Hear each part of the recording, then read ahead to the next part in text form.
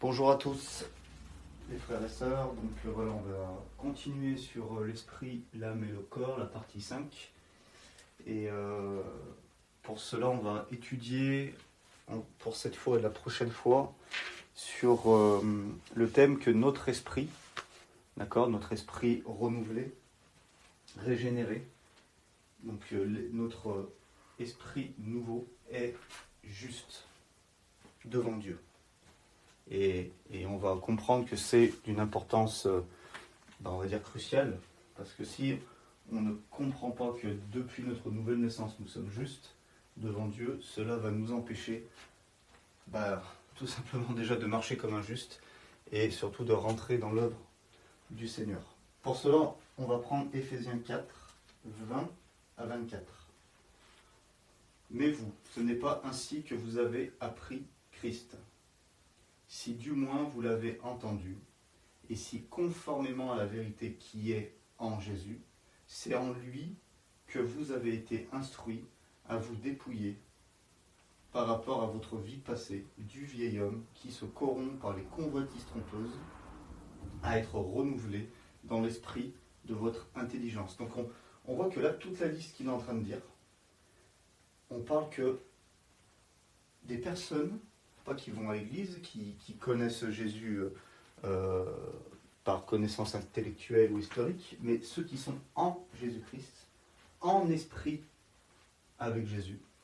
Parce qu'on a vu que dans la parole, quand on dit en Christ, en lui,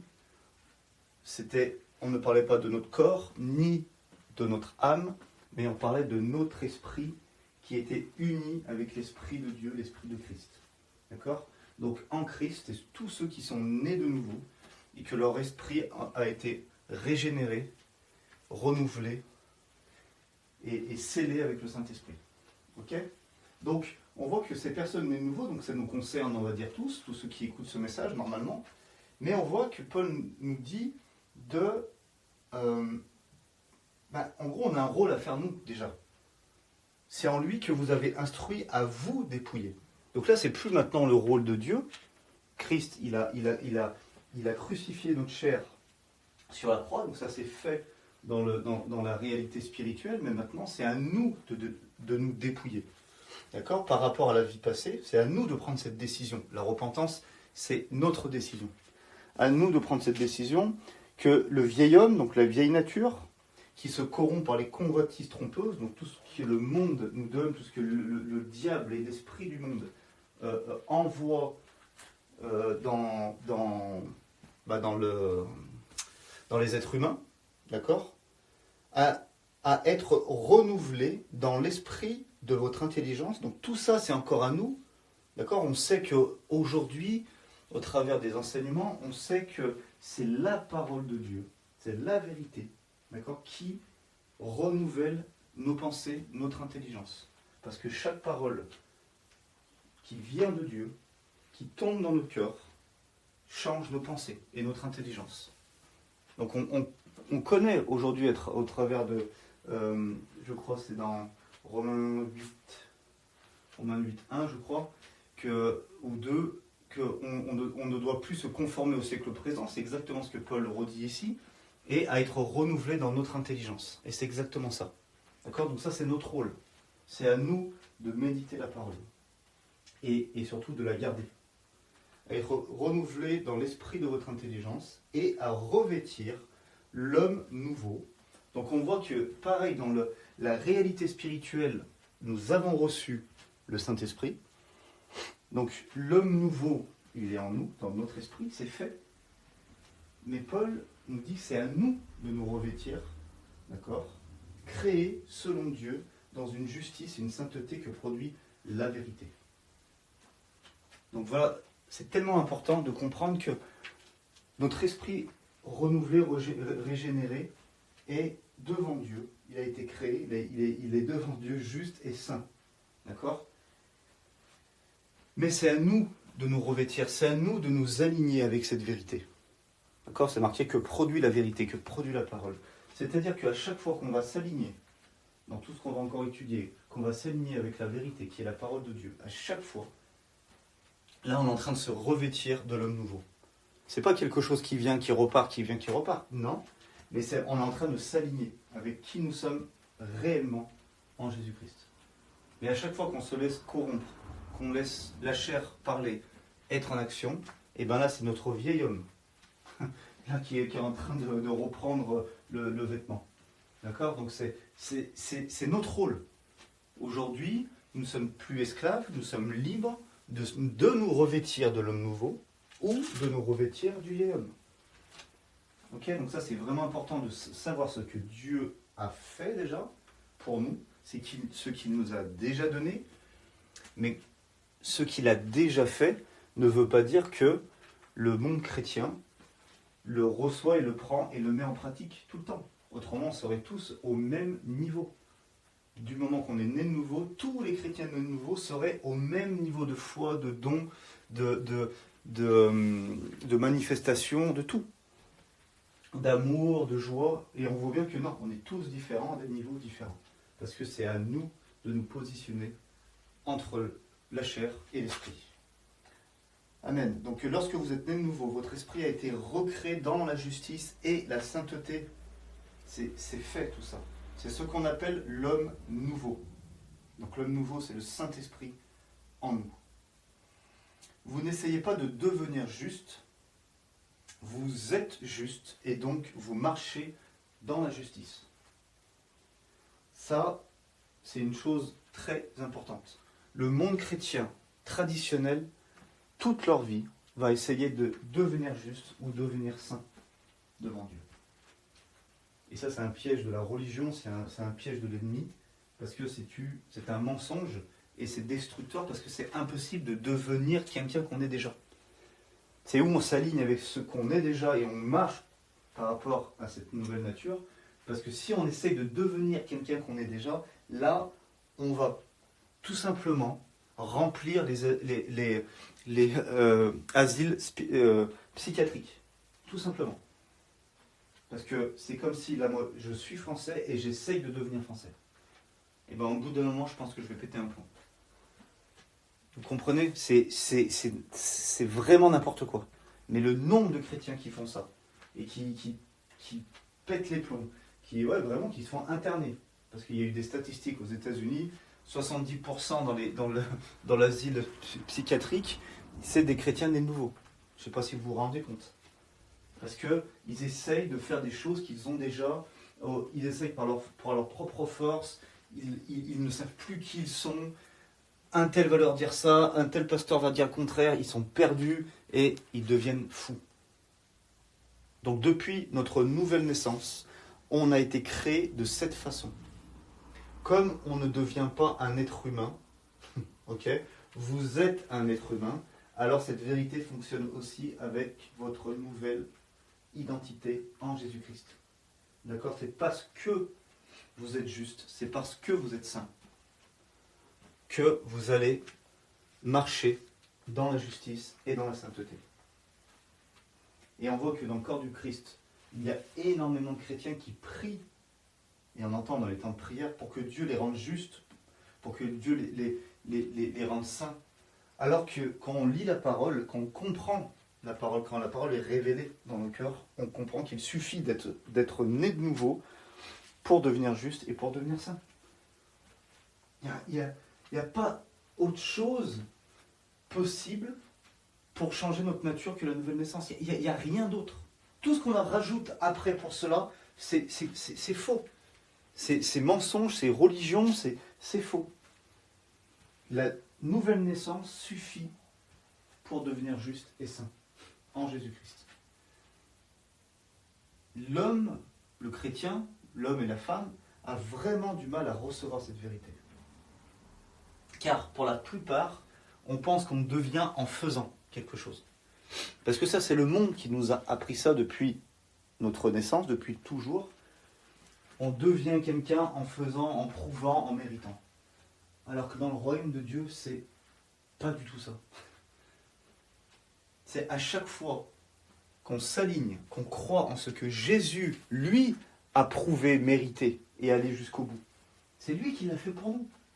Donc nous, maintenant, on doit changer notre façon de voir les choses. C'est parce que lui, il l'a fait et que nous, on revêt l'homme nouveau, qu'on devient saint, juste, en Jésus-Christ. D'accord? Donc on voit que dans la Bible, on parle de deux justices, deux types de justice. On pourrait même en dire trois, mais là on va voir les deux dans Romains 10, 1 à 3. Frères, le vœu de mon cœur et ma prière à Dieu pour eux, c'est qu'ils soient sauvés. Je leur rends le témoignage qu'ils ont du zèle pour Dieu, mais sans intelligence, ne connaissant pas la justice de Dieu, en cherchant à établir leur propre justice. Ils ne sont pas soumis à la justice de Dieu. Donc déjà, la justice, très rapidement, c'est d'être en règle avec Dieu. Tout simplement. Donc on voit que l'homme qui essaye de se rendre juste devant Dieu sans la grâce, sans Christ, eh ben, il doit être en règle devant Dieu. C'est-à-dire qu'il doit respecter, vivre parfaitement, je dis bien parfaitement, toutes les lois mises en place dans l'ancienne alliance. D'accord? Parce que quelqu'un qui veut vivre par lui-même pour se rendre juste devant Dieu doit non pas se mettre sous la nouvelle alliance, parce que la nouvelle alliance c'est la grâce, c'est la foi. Donc c'est le fait de croire et de recevoir la grâce et de vivre selon la foi et la grâce. Mais si on veut faire par nous-mêmes, on n'a pas besoin de la grâce du coup, on n'a pas besoin de Jésus, on a juste besoin de prendre toute notre force et d'essayer d'être juste devant Dieu. Voilà, bonne chance. Donc, on a vu que aujourd'hui on est juste dans la nouvelle alliance, on est juste devant Dieu depuis notre nouvelle naissance. Et notre justice ne peut pas fluctuer, changer avec nos actions, bonnes ou mauvaises. C'est-à-dire, on ne devient pas plus juste parce qu'on fait plein d'actions bonnes, et on ne devient pas moins juste parce qu'on fait plein d'erreurs. Ok? Ça marche dans les deux sens. Et il y en a qui arrivent à comprendre l'un et pas l'autre. On va pas rentrer là-dedans, mais malheureusement, c'est vraiment un gros problème. Donc, on ne devient pas plus juste. On est juste. La justice parfaite de Dieu. Dans notre esprit, nous sommes justes devant lui. Amen. Donc, les deux justices. Il y a la justice propre. Notre propre justice. C'est-à-dire que on ne va pas le voir comme de faire ce qui nous paraît juste à nous, mais ça veut dire c'est plus la justice dans les relations qu'on peut avoir avec les gens. D'accord? Il y a la justice de l'homme et la justice de Dieu. D'accord? Parce que la justice de Dieu, c'est-à-dire dans la relation avec Dieu. D'accord? Par rapport à Dieu et par rapport aux hommes. C'est deux choses différentes. Donc parce que on pourrait dire quelque chose qui est juste. Ok? On peut dire je peux aller braquer une banque car je suis la justice de Dieu. Donc quelqu'un qui dit ça, quelqu'un de nouveau, qui sait qu'il est dans son esprit, et il dit je peux, voilà, comme je suis la justice de Dieu, du coup moi je suis juste devant Dieu, et j'ai besoin d'argent, je vais braquer une banque, de toute façon je suis juste de mon esprit. Comme Brian m'a dit que je fasse du bien ou du mal, je suis toujours juste. Ok. Donc oui, il est toujours juste dans son esprit. Mais par contre, quand il va être assis dans la cellule de prison, quand il va prendre 10 ans, cette personne, il sera toujours justice de Dieu. Mais par contre, il va pourrir en prison. D'accord? Donc, on a besoin des deux justices pour être équilibré et ne pas être stupide. D'accord? On a besoin de vivre selon la justice des hommes pour rendre à César ce qui appartient à César et la justice de Dieu pour rendre à Dieu ce qui appartient à Dieu. C'est ça l'équilibre. Hein, d'accord? Il ne faut pas oublier qu'on a une intelligence, on a une sagesse qui vient de Dieu et on est là sur terre pour montrer l'exemple. Donc, bien sûr, c'est un exemple grossier, mais je pense que ça peut arriver. Alors, notre propre justice qui consiste à essayer d'être bon, saint, être un bon chrétien. D'accord? Cette justice n'est pas suffisante pour Dieu. Et sachez aussi que cela, d'être un bon chrétien, de tout faire pour être super, ça ne va pas impressionner Dieu du tout. Du tout, du tout. D'accord ? Pour vivre une bonne relation avec Dieu, il suffit de croire que vous êtes déjà juste dans votre esprit et qu'il vous voit ainsi. Ça, c'est la base. Si on veut commencer à avoir une bonne relation entre Dieu et nous, en vivant notre vraie identité, c'est déjà de s'aligner, comme on a dit, de relever l'homme nouveau et de savoir que nous sommes déjà justes dans notre esprit et que Dieu nous voit comme ça. C'est pas juste des mots, c'est qu'il nous voit réellement comme ça. Donc, marchons et voyons-nous comme Dieu nous voit. Ça va nous faire gagner du temps. Donc Dieu est esprit, on doit l'approcher avec notre identité nouvelle dans notre esprit. Pas avec notre religiosité charnelle, même si elle paraît bonne, même si elle paraît pieuse, cela ne marche pas. Dieu aime quand on vient vers lui, d'accord, avec cette conscience purifiée, cette véritable bonne conscience, comme le dit la parole, que nous sommes justes, que nous sommes saints, et que nous sommes son enfant bien-aimé. C'est ça qu'il aime. Pas qu'on vienne avec nos belles phrases, nos actions religieuses, nos rituels, qui ne lui plaît pas du tout. Il aime quand on vient vers lui en étant conscient de qui nous sommes. Et là, c'est vraiment beau de vivre cette relation. Votre esprit ne perd jamais sa relation avec Dieu. D'accord ? Même quand vous n'êtes pas bien, même quand vous avez péché, quand vous avez fauté, désobéi, sachez que votre esprit, lui, ne perd pas la relation, la communion avec Dieu. Ça, c'est aussi une clé pour vite revenir, sortir de la chair, de la culpabilité, de l'apitoiement, et de vite revenir en esprit. Lorsqu'on se concentre sur notre identité en Christ, au lieu sur nos fautes, sur notre nature pécheresse, sur nos échecs, d'accord ? Chaque fois qu'on se concentre sur notre identité en Christ, qui est notre véritable d'ailleurs, on expérimente la liberté, la victoire dans notre vie, à chaque fois. Et vous remarquerez à chaque fois qu'on est dans la défaite, c'est quand on se concentre sur toutes nos faiblesses, échecs, toutes nos erreurs. Donc, on n'essaye pas d'être juste ou saint, mais on marche comme un juste et comme des saints, car nous le sommes déjà. Comme on a dit, on peut donner un autre exemple, je parle français facilement car je suis français. Je ne parle pas français pour devenir français. D'accord ? On ne parle pas comme un chrétien pour devenir chrétien. D'accord ? On n'essaye pas d'être juste pour devenir juste, on n'essaye pas d'être saint pour devenir saint. Amen, donc j'espère que ça c'est très clair. Comprendre ça, ça va nous faire gagner énormément de temps contre le combat entre la chair et l'esprit. Ça va vraiment nous faire gagner du temps. Parce que quand on va chuter, quand on va avoir de mauvaises pensées, faire de mauvaises actions ou réactions, on est bien d'accord que cela ne va pas nous bénir pour autant.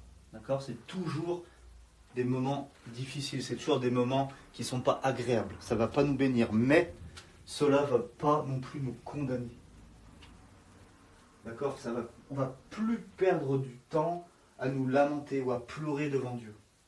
Car Dieu vous regarde dans votre esprit. Et comme je vous ai dit, votre esprit ne perdra pas la relation avec lui. Amen.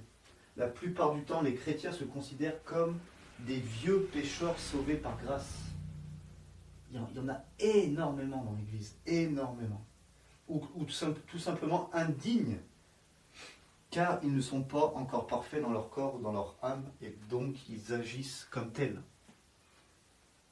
D'accord ? Donc c'est souvent ces chrétiens, comme on a dit, qui vont craquer, qui vont lutter, parce qu'ils essayent de faire des choses bien dans leur corps, dans leur âme, et ils ne se voient pas dans leur esprit. D'accord ? Donc si on se focalise sur la vérité de notre nouvelle identité, que nous ne sommes plus pécheurs, mais justes, saints et purs, aimés du Père, tout notre comportement, tout notre agissement va s'aligner petit à petit avec cette vérité. C'est ça le renouvellement de l'intelligence, de nos pensées, parce que vous savez qu'une action commence par une pensée. Donc quand on renouvelle notre pensée, automatiquement, nos agissements, nos réactions, nos comportements vont s'aligner et va changer. Car ce n'est plus nous qui allons vivre, mais Christ, l'Esprit de Christ, qui va vivre au travers de nous. Par exemple, pour vraiment mettre en pratique, si voilà, vous avez une addiction, je ne sais pas moi, d'alcool, de cigarettes ou n'importe quoi, quelque chose que vous savez qui ne plaît pas à Dieu et que vous combattez avec ça. Essayez de déclarer, on va dire la cigarette, c'est plus simple. Essayez de déclarer que vous êtes libre. Donc, vraiment une proclamation. De déclarer que je suis libre de la cigarette. Qui est une vérité. Parce que Jésus-Christ nous a libérés, ok ? Et en même temps que vous déclarez ça, essayez de fumer une cigarette. C'est impossible. Pour ceux qui comprennent un peu ce que je veux dire, essayez d'imaginer avec quelque chose que vous savez qui n'est pas bonne et de déclarer la vérité sur qui vous êtes vraiment et de le faire quand même. C'est pas possible. Donc on voit qu'il y a vraiment une puissance derrière tout ça. C'est pas juste de la déclaration, c'est du positionnement de qui on est. Et on voit qu'on déclare les choses. Quand on s'aligne avec l'homme nouveau, on ne peut pas en même temps mettre le vieux manteau du vieil homme. C'est pas possible. La Bible dit tout le contraire. Donc si on est concentré sur qui on est en Christ, au travers de sa parole, et qu'on le déclare, cela deviendra une prophétie qui va se réaliser d'elle-même. Comprenez ? C'est le dire je suis libre en Christ, et on voit qu'on ne peut pas fumer, donc ça y est, c'est accompli. Amen, donc c'est vraiment important. Et je sais que c'est un combat, parce que là, quand on parle comme ça, on va dire, ça paraît tellement évident et logique, mais des fois, quand on est dans la situation, et c'est là, des clés aussi, quand on avait parlé la dernière fois, c'est de dire, qu'est-ce que Jésus ferait maintenant ? Si on arrive juste à avoir cette pensée, eh ben, la tentation part. Ça, c'est vraiment du tac au tac. Personnellement, moi, quand je regarde mes frères et sœurs de l'Assemblée, quand je vous regarde, je ne sais pas ce que vous avez fait hier soir, ou il y a 2 heures, je ne sais pas quel péché, quel mal vous avez pu commettre là, peut-être les jours à venir, ou même il n'y a pas longtemps. Je ne sais pas tout ça. Donc, moi, quand je vous regarde, je vous regarde en tant que chrétien, frères et sœurs, personne née de nouveau, aimé de Dieu. Donc, je vous regarde comme si je vous voyais dans votre esprit, qui vous êtes vraiment. D'accord ? Et ça veut dire quoi ? Que si on arrive nous-mêmes à nous regarder comme ça, d'accord ? En ne sachant pas ce qu'on a fait, ce que le frère, la sœur a fait la veille, tout ça. Parce qu'on sait que c'est notre frère, notre sœur, qu'il est né de nouveau, qu'il est sauvé, voilà, qu'il est rempli du Saint-Esprit. Et bien si à chaque fois, on arriverait à se regarder aussi soi-même comme ça. Parce que Dieu, c'est marqué qu'il oublie. Il a oublié nos iniquités. C'est fait.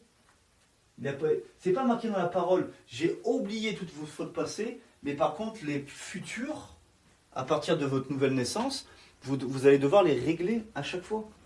Par une prière, par un pleur, par une parole, par une bonne action. Non, il a oublié. C'est terminé. C'est terminé parce que vous n'avez plus la même nature. Vous avez changé de nature. Donc pour Dieu, il n'y a plus de péché. C'est ça qui est vraiment la révélation la plus libératrice et la moins prêchée dans l'Église, parce que l'homme religieux ne peut pas supporter ces paroles que je suis en train de vous dire. D'accord ? Donc regardez-vous comme Dieu vous regarde, ou comme vos frères et sœurs remplis d'esprit vous regardent, ceux qui ne savent pas ce que vous avez fait dans le secret. D'accord? Regardez-vous comme ça.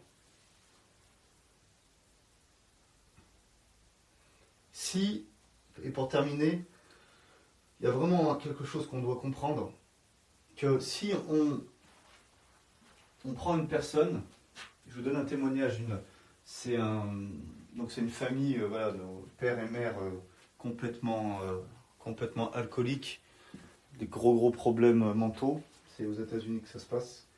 Donc ils ont un enfant et que cet enfant, il l'enferme dans un placard presque toute son enfance, adolescence. Donc il leur donne juste ce qu'il faut à manger. Cet enfant n'a jamais rien connu du monde extérieur. Donc imaginez l'état psychologique de l'enfant. Okay, et bon, après, je passe les détails. Les parents ont été chopés, virés en prison. L'enfant, je crois, est sorti à 14 ans, à peu près. À 14 ans, il a commencé à connaître, on va dire, le monde extérieur. Il a été pris en charge. Il a rencontré Jésus. Donc il a été pris en charge par quelqu'un de croyant. Rencontré Jésus. Reçu baptême d'eau, baptême du Saint-Esprit. Et a reçu toutes les vérités de la parole de Dieu. Et bien cette personne-là, donc ça c'est l'homme de Dieu qui raconte ça, qui a rencontré, donc c'est ce jeune qui est devenu un adulte, tellement qu'il était gentil, tellement qu'il était, il était pas normal. Cette gentillesse était tellement pas normale que l'homme de Dieu s'est repenti, mais il disait à sa femme de cacher le portefeuille, de faire attention, parce qu'il disait, lui, il est trop gentil, c'est pas normal. Et il s'est rendu compte qu'il s'est bien planté. Non, il était vraiment à l'image de Christ. Il avait reçu tout de suite, comme il n'avait pas les choses du monde, il a reçu tout de suite, donc dans sa nouvelle naissance, tout le caractère de Christ, la joie, les 9 attributs du fruit de l'esprit, la joie, la patience, la paix, la bienveillance, l'amour. Toutes ces choses, il les a reçues, et pour lui, c'était son identité, sa seule, parce qu'il n'avait pas d'identité avant. Il n'avait rien du monde, il n'avait rien du tout. Et il paraît que cet homme, il est vraiment juste extraordinaire dans sa gentillesse, dans sa bonté, etc. Donc ça veut dire quoi? Que notre naissance terrestre, d'accord? On parle de la naissance terrestre et la naissance céleste. Des personnes qui vont plus, on va attendre, des personnes qui vont naître de nouveau à 50 ans ou à 8 ans, eh bien, il y aura beaucoup moins à renouveler. Et ça, c'est vraiment une réalité. Donc ça veut dire que ce n'est pas le problème de la parole de Dieu, ce n'est pas le problème du Saint-Esprit qui agit ou pas. C'est vraiment tout ce que le monde a engrangé en nous. Donc comme je vous ai déjà dit, c'est pas, je ne sais pas si c'est ici, mais en tout cas, ce n'est pas avoir plus de foi, mais c'est d'avoir moins d'incrédulité qui va nous permettre de vivre les choses de Dieu. Et cette incrédulité, ça vient de tout ce qu'on a reçu, tout ce qu'on nous a éduqué dans le monde. On ne va pas remettre sur les parents, je parle du monde, la pensée du monde. D'accord? Donc c'est quand même, donc ce témoignage est triste, mais on voit quand même la puissance de la nouvelle naissance, la puissance quand le Saint-Esprit vient en nous, et que tout ce qui est marqué dans la Bible, c'est vraiment réel. Et que ça nous appartient, c'est à nous, c'est déjà en nous. On va étudier bientôt justement le fruit de l'esprit, les 9 attributs, parce que il faut qu'on se penche dessus, parce qu'on les a déjà. On ne demande pas à Dieu d'avoir plus de joie, ça ne sert à rien, on a toute la joie du Seigneur en nous. Et quand on comprend ça aussi, on va commencer à manifester le caractère du Christ beaucoup plus facilement. Voilà en tout cas. On va s'arrêter là. Donc je vous souhaite une bonne fin de journée et à très bientôt.